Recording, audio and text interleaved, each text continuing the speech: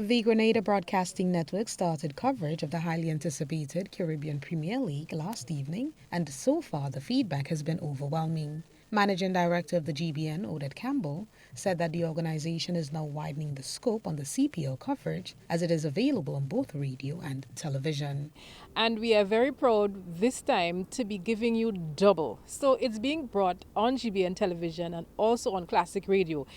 When we grew up as children, we didn't know about cricket on television because many of us did not have access to television. We grew up listening to the radio, listening there for when there's just like 6 balls, 6 runs remaining. And so we are happy to be bringing CPL on television where people have grown up with the CPL, but this year for the first time bringing it on classic radio as well. I must say that we have had positive feedback. People have been sitting on the edge of their seats waiting for this because they know the action. It keeps you glued to your television sets.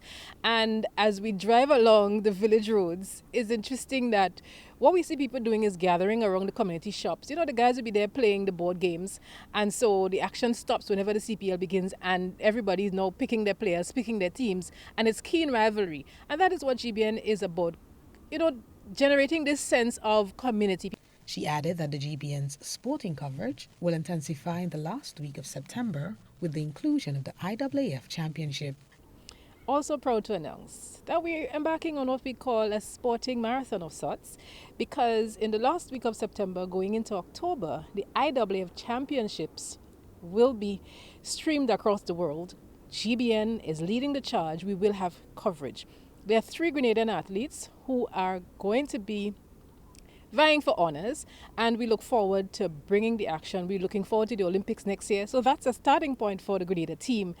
And of course, GBN is going to be with you anywhere, everywhere, bringing you the IAAF Championship. So Grenada, stay right there with GBN. We've got you covered.